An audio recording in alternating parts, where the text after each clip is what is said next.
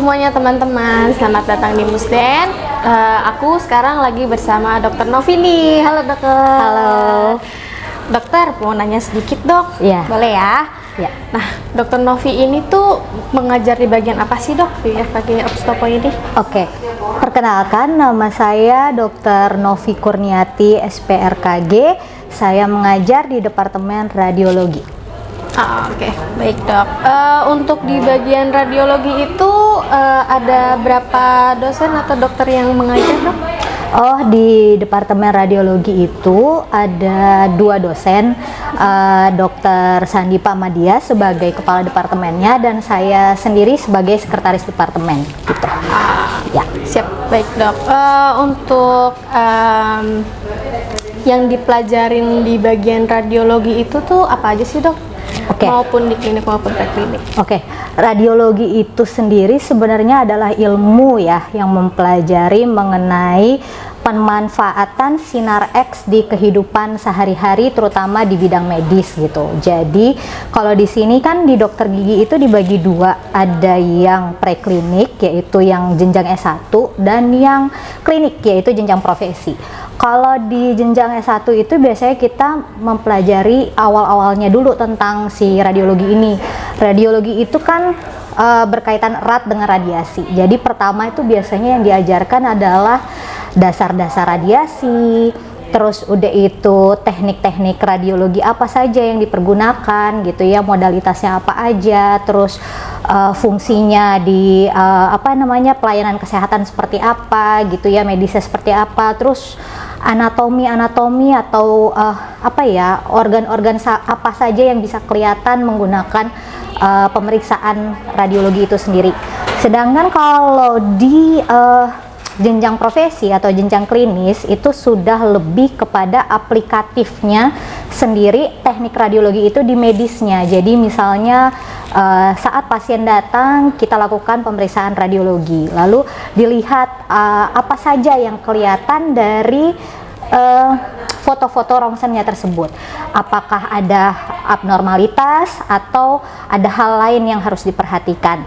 Dari foto rongsen tersebut nanti baru kita bisa menentukan radiodiagnosis dan diagnosis penunjang untuk perawatan kemudiannya gitu.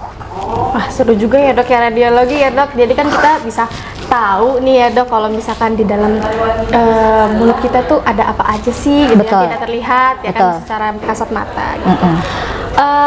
Untuk selanjutnya kalau tidak salah dokter itu alumni Mustafa juga ya? Oh, betul sekali. Angkatan berapa itu dokter? Angkatan 2003, nggak tahu berapa tahun dari kamu. Jauh sekali dari saya. 2003. Okay. 2003 itu lulusnya dok, apa masuknya? Baru masuknya. Oh, 2003 untuk masuknya. Oke. Terus hal apa aja sih yang dokter tuh ketrigger untuk saya mau jadi dosen di sini di Mustopo? Jadi sebenarnya kita seorang dokter gigi itu punya link karir yang cukup bervariasi. Satu, kita bisa mengejar di bagian pendidikan, edukasi seperti dosen. Yang kedua, bisa menjadi seorang klinisi. Ketiga itu kita bisa main di manajemen kesehatannya gitu ya. Nah, awalnya begitu saya lulus, saya hanya berpikir menjadi seorang dokter gigi. Terus kita waktu saya lulus itu bukan lagi ini ya, kita tuh punya keinginan pasti kalau lulus pinginnya PTT. Kalau zaman sekarang mungkin internship ya, internship itu kan diwajibkan kalau sekarang. Kalau dulu tuh namanya PTT, tapi PTT itu tidak diwajibkan kalau kita ingin saja gitu. Biasanya bisa setahun, bisa 2 tahun. Nah, setelah PTT itu saya merasakan, oh saya nih yang seorang diri sehari-harinya hanya bisa merawat sekitar 20-30 orang gitu ya. Sedangkan di Indonesia ini dokter gigi yang diperlukan di daerah itu lebih banyak gitu daripada cuma 1 atau 2 orang. Nah, jadi di situ saya berpikir bagaimana caranya kita memperbanyak dokter gigi gitu ya.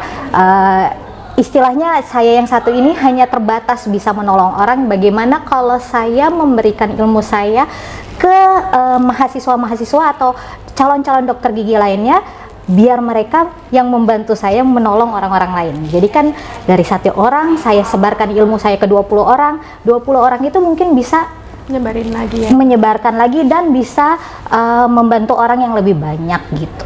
Jadi maksudnya begitu tadi. Oke, siap. Terus apa nih kesan dan pesan dari dokter untuk teman-teman yang akan mau masuk ke FKG Mustopo ini, Dok? Oke, pertama saya ucapkan selamat pada calon-calon mahasiswa baru di FKG Mustopo. Yang kedua, saya bilang harus tetap semangat, harus jangan takut gitu. Kalau misalnya di luaran sana ada yang bilang kedokteran dan kedokteran gigi itu susah, itu mana hal apa sih, sesuatu baru yang mana yang tidak susah? Pasti itu semua di awal susah, tapi kan manusia itu punya kelebihan dibandingkan makhluk yang lain, yaitu kelebihan beradaptasi. Yang membedakan adalah si A lebih mudah beradaptasi daripada si B, begitupun sebaliknya. Jadi sebenarnya menurut saya kalau kamu jadi calon mahasiswa kedokteran gigi, carilah link sebanyak-banyaknya, baik ke kakak kelas ataupun teman sekelas ataupun dosen. Kalau kalian mengerjakan sesuatunya berbarengan gitu ya, bisa saling mendukung secara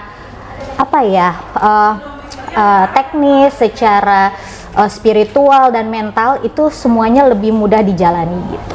Benar sih, Dok. Iya, Itu. ini contohnya. Ya. Iya, kalau lagi males temennya yang menarik untuk Begitu bekerja. Sebaliknya ya, Dok.